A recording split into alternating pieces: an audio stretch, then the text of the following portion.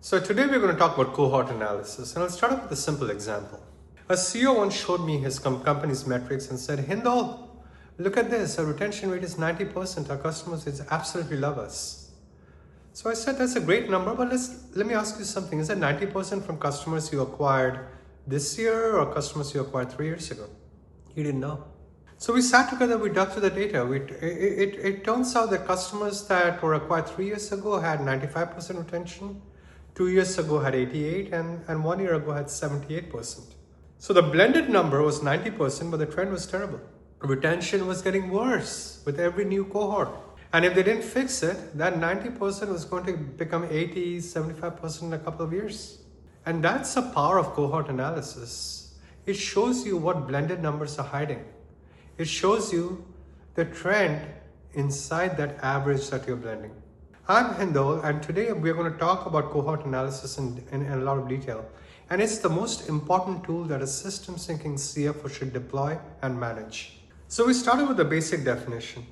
And you might be wondering, what is cohort analysis? What does it mean? How do you start off? What is a cohort in the first place? It's simply a group of customers or users or deals or whatever you're measuring.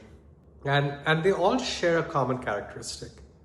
And they're usually based on when something has already happened, transpired in the past. The most common cohort is an acquisition cohort. All the customers who signed up in January 24 would be one cohort. All those who signed up in February 24 would be another cohort, and so on and so forth. So what you do in cohort analysis is that you are tracking how each of these groups behave over time, separately rather than blending them all together. And here's why this matters. When you look at blended metrics, you're mixing old customers with new customers. Customers who have been with you for 3 years, they're averaged together with customers who just joined last month. And that blending, it hides a lot of important information. Are new customers, are they behaving differently than old customers? Is retention improving or is it declining? Are the recent cohorts more valuable or are they less valuable, and why? You cannot answer these questions with blended numbers because you need to separate these cohorts and you have to track them individually. Think of it like this: if you want to know whether your business is getting healthier or sicker, you can't just look at the overall temperature. You need to look at each patient, each cohort, and see how they're progressing. And that fundamentally is what cohort analysis is. It is a diagnostic tool, and it reveals what is really happening beneath the surface. So you might wonder, why do cohort analysis matter for a CFO? Now let me explain why this matters, and much more so for a CFO specifically. First, cohort analysis, they reveal trends that blended metrics hide. I started with a retention example. The overall number looked fine, but the cohort data showed a declining trend. Now that's a problem you need to catch early, and the cohort analysis is often the only way to see it. Second, cohort analysis, they help you understand the unit economics more accurately. What is the lifetime value of a customer? Well, it depends on when they were acquired. If you're calculating LTV using blended data that includes customers from 5 years ago, you might be overstating what new customers are actually worth. Cohort analysis lets you calculate the LTV for recent cohorts, which is much more relevant for planning. Third, cohort analysis connects actions to outcomes. Let's say you changed your pricing in March. How do you know if it helped you or hurt you? Now you compare the March cohort to the February cohort where you didn't change the prices. The same with product changes. You take one constant and the other variable, and you'll be able to make decisions. Cohort analysis lets you see the impact of specific actions on specific groups. You're literally doing A/B testing, split A/B testing then. Cohort analysis also helps you improve forecasting. If you know that the customers acquired in 2023 has 85% retention, 24 is 80%, you can build more accurate forecasts. I'm not assuming that all customers behave the same. I'm simply modeling each cohort's expected behavior based on what I've observed. Cohort analysis also builds credibility with investors and the board. Sophisticated investors will always ask for cohort data. They want to see retention by cohort, expansion by cohort, LTV by cohort. And when you can present this analysis and you do so confidently, you demonstrate that you understand your business at a very deep level. And the sixth component is cohort analysis also identifies where to focus. If one cohort is performing poorly, can you dig into why? What is different about those customers? what happened during the acquisition or onboarding. And this allows you to get to the root cause and then hopefully actionable fixes. Now, believe it or not, there are different types of cohorts you should be thinking about. The most common that I always mention is the acquisition cohort. Customers that are grouped by when they became customers. And it could be monthly, quarterly, annually, whatever. And this is your foundation. Every company should be doing an acquisition cohort analysis. Second is a revenue cohort.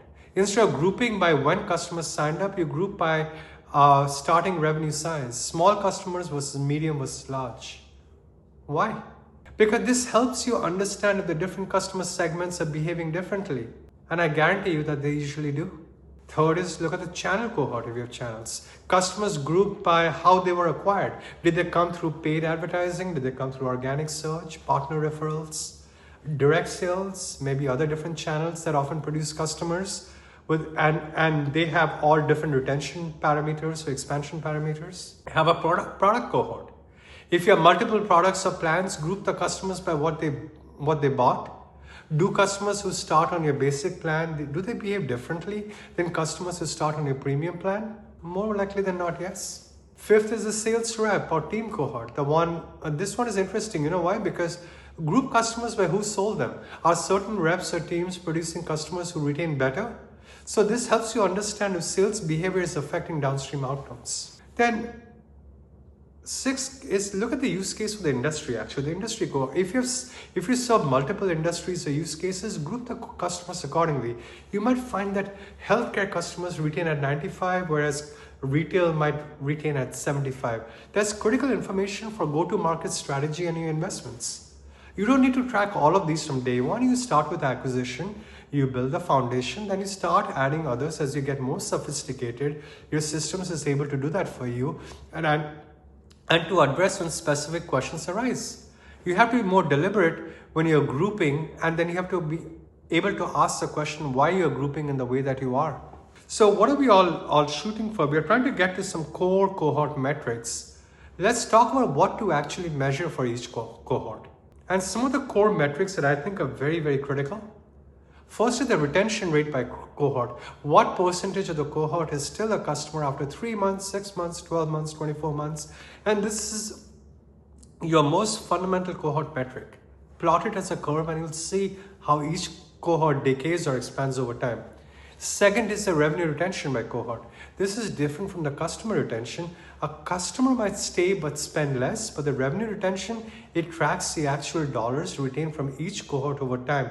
This is your gross dollar retention that we talked about at a prior session, but you're doing it at the cohort level. Third is look at the expansion by cohort. How much additional revenue you are generating from each cohort over time. Are customers buying more? Are they upgrading? Are they adding users? And this feeds into your net dollar retention at the cohort level.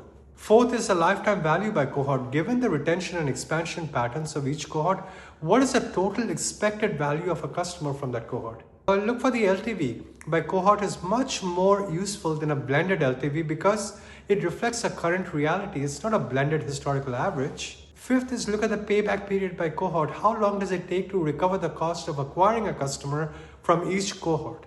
If your CAC is consistent but newer cohorts have lower retention, your payback period is getting worse. And that becomes a warning sign. Six, engagement metrics by cohort. This might be product usage, login frequency, feature adoption, whatever engagement means for your business. I don't know. Tracking engagement by cohort helps you see if newer customers are engaging as deeply as older ones. These are just points that you need to think about. And it could be different for different industries and businesses. But when you track all these metrics by cohort, you start to see patterns. Maybe retention is declining because expansion is increasing. Maybe certain channels are producing customers with great year one retention, but terrible year two retention. And these insights are invisible in blended data. So what you need to do is build this cohort analysis system. How do you actually build it? How do you build this system?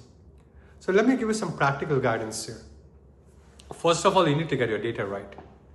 You need a clean record of when each customer was acquired, how much they paid initially, how their revenue was changed over time. Because a lot of companies have messy data, and that makes cohort analysis difficult and might give you wrong data, wrong information. So it's important to clean the data up. You can choose your cohort period. Monthly cohorts give you the most granularity but can be very noisy if you don't have many customers. On the other hand, quarterly cohorts may smooth out the noise but give you less detail. So for most companies, I recommend monthly cohorts for analysis and quarterly for reporting to the board. Now, step number 3, build your cohort table. And this is a grid where rows are cohorts, January, February, March, April, so on and so forth. And the columns are the time period since acquisition, month 1, month 2, month 3, so on and so forth. And each sale shows a metric for that cohort at that point in the life cycle. Step 4, visualize it. Visualize it. Cohort tables are powerful but hard to read. Turn them into charts.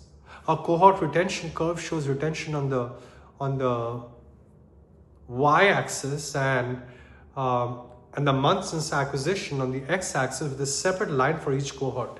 So now you can see at a glance if newer cohorts are becoming better or worse than the older ones. Automate the updates. Cohort analysis is most valuable when it is current. Build the analysis in a way that updates automatically as new data comes in. Whether that's in your BI tool, that's in a spreadsheet that refreshes, or wherever it is in your stack, right? But establish a review cadence. I recommend looking at the cohort data monthly. In each review, ask, are the trends improving or declining? Are there any cohorts that stand out especially good or bad?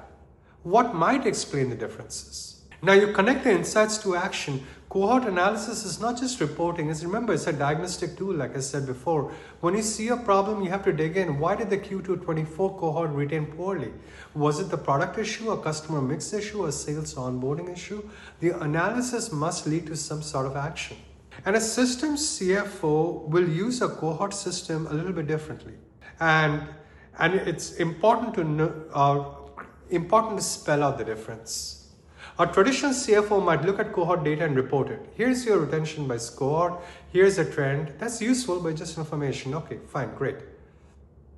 A system CFO, they use a cohort analysis to understand the connections across the revenue system. For example, if the retention is declining in a particular cohort, a system CFO will not just flag it, they will try to trace it back upstream. What changed in sales? Are we acquiring different types of customers? Did the sales process change? Did we enter a new market segment? Or they might even trace it forward. If new cohorts are retaining poorly, what does that mean for our forecasts, our backlog? How hard must sales need to work to hit next year's number? Are we adequately resourced at that point? A system CFO also uses cohort analysis to find the constraints. If the newest cohorts are retaining at 75% and the older ones at 90%, that's a signal that something in the current system is broken. Maybe it could be onboarding, or maybe it's product market fit in a new segment. Cohort analysis, it helps you locate where in the system the problem is occurring. A system CFO, they share cohort insights across functions. When I see a cohort problem, I bring it to marketing, to sales, to customer success. We look at it together, we figure out what happened and what to do about it. Cohort analysis becomes a tool for cross-functional learning. It's no longer just a financial report. And a system CFO, they use the cohort analysis for decision making. Should we invest in that new market segment, given what we're seeing? Now let's look at how the cohort for my initial customers is performing. Should we change our pricing maybe? Let's track how the new pricing cohort will behave compared to the old pricing cohort. What are the indicators that will come into full gear at that point? This means to be a systems architect is critical. You can no longer be a scorekeeper. You need to think in terms of systems. And I keep on emphasizing this new way of thinking that I think is super important for CFOs to embrace. So let me leave you with 3 key points. Cohort analysis, they reveal what blended metrics hide. That healthy looking retention rate or LTV might be masking a very dangerous trend. And by separating customers into cohorts and tracking them over time, you see the real story beneath the averages. Number 2, start with the acquisition cohorts and then expand. Track the retention, track revenue retention, track the expansion, track the lifetime value by cohort. Build a system that updates automatically and review it monthly. And this is foundational work that pays off enormously. And number 3, use the cohort analysis as a diagnostic tool, not just to report. When you see the differences between cohorts, trace them back to the root causes. Connect the insights to upstream and downstream parts of your revenue system and let the analysis drive the action, not just mere awareness. It's one of the most powerful tools, cohort analysis. Remember, for a system CFO, it tells you whether your business is actually getting healthier or just looks that way on the surface. If you're able to master it, and you'll see things other people miss. And in that, you'll be taking good decisions and increasing the value in the business. Thank you for spending the time with me today. Hope to see you later this afternoon. Take care. Bye-bye.